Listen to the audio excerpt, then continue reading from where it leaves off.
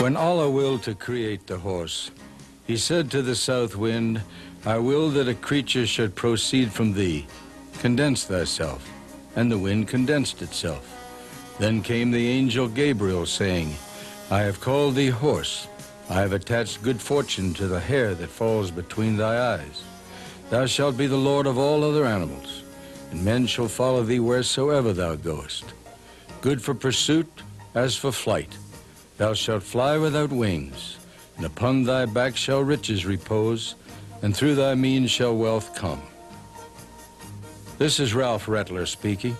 Having been a professional auctioneer for over 32 years, I've had the opportunity to observe and to sell many thousands of thoroughbred horses around the world. Being from Maryland, I take special pride in the fact that many of the finest horses I've sold over the years have been closely related to another Marylander, Northern Dancer. His recent retirement moves us to chronicle his unparalleled career. Northern Dancer, forever a champion.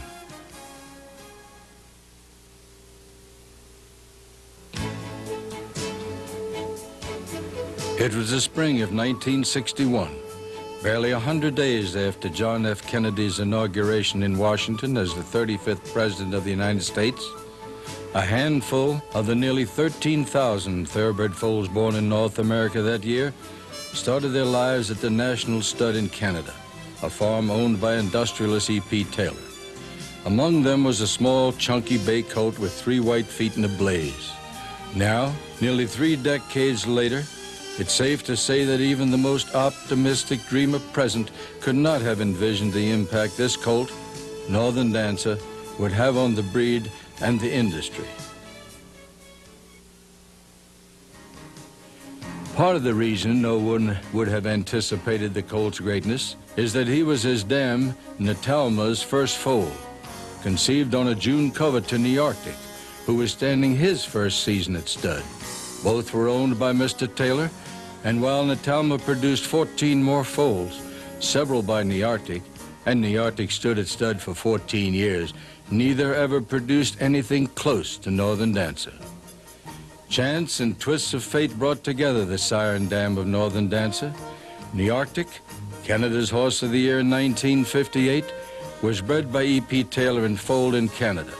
Mr. Taylor had purchased his dam, imported Lady Angela, a daughter of Hyperion, for $29,400 at the 1952 Newmarket December sale. High price for the sale. Imported Lady Angela was brought to North America in the summer of 1953 in foal to New Arco, thus carrying New Arctic at the time. Now, New Arctic was a solid racehorse, winning 21 of 47 starts. His most important victory came in track record time in the 1958 Michigan Mile Handicap. New Arctic won $40,000 in this race, which Mr. Taylor presumably took to the Saratoga yearling sales. For $35,000, the second highest price of the sale, he purchased a native Dancer filly consigned by Keswick's stable. This was Natalma. Patrick Robinson romanticized this incident in his book Classic Lines when he wrote, perhaps Northern Dancer was destined to become a champion, for New Arctic actually won Northern Dancer's mother in battle, and it is difficult to find a more poetic heritage than that. Natalma had ability as a racehorse, but few opportunities to show it.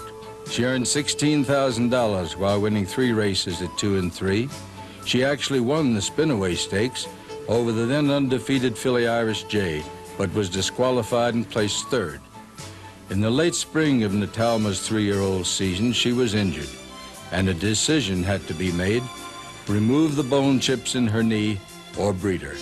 In retrospect, the racing luck of E.P. Taylor has never been more evident than when the decision was made to breed the 3-year-old filly to the first-year stallion New Arctic. Northern Dancer was foaled on May 27, 1961. Because he was small in stature, he suffered by comparison to his contemporaries. When offered for sale as a yearling, size played a role. The Taylor sale, held annually, offered all yearlings at a predetermined price. A $25,000 price tag was put on Northern Dancer, a reasonably high sum for the pint-sized colt. Because no buyer wanted to risk spending that amount, he was kept by Mr. Taylor and put into training. Northern Dancer began to show his tough character at a young age. The late Joe Thomas, for many years the vice president and general manager of Winfields, described him as not being mean, but willful, playful, and a real handful.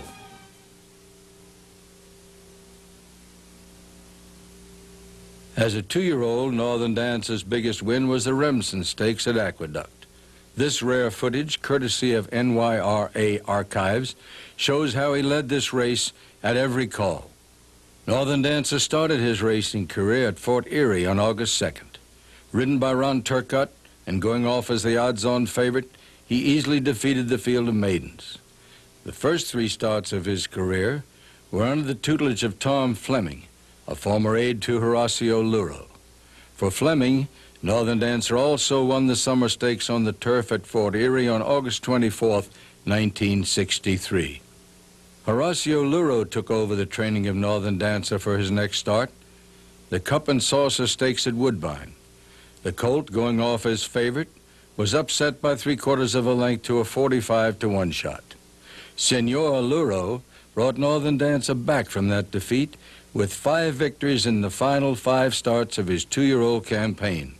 These included the Coronation Futurity, which he won by 6 1/4 lengths, the Carlton Stakes, an allowance at Aqueduct in which he defeated Bupers, and the Remsen Stakes. Northern Dancer's record for his 2-year-old season was 7 wins, 4 of them stakes, 2 seconds in 9 starts. He was the high weight on the Canadian Experimental Free Handicap for 2-year-olds in 1963 and ranked 4th on the experimental in the U.S. And he definitely was a force to be reckoned with for the Classics of 1964. The road to the Classics started in Florida for the small bay colt. Northern Dancer's first start was in an allowance race at Hialeah, where he finished 3rd, due mostly to poor racing luck. He was next seen in an exhibition race where he met up with Chieftain, one of the top-weighted colts on the U.S. Experimental Handicap. Northern Dancer, ridden by Bill Shoemaker, won by 7 lengths. This race caused a change of plans for Chieftain, who bypassed the Flamingo when his connections saw no reason to take on Northern Dancer again so soon. Now the Flamingo shaped up into a 3-horse race. Northern Dancer's chief rivals appeared to be Roman Brother and Quadrangle. The race proved to be a showcase for Northern Dancer, who drew off in the stretch to win by 2 lengths over the top speed horse and pace setter, Mr. Brick. Mr. Luro was quoted as saying, "The fractions bothered me, and I knew my horse would get tired. He just played in the exhibition, and I was not being cute when I said he might be short." Northern Dancer may have been short, but he proved the best that day.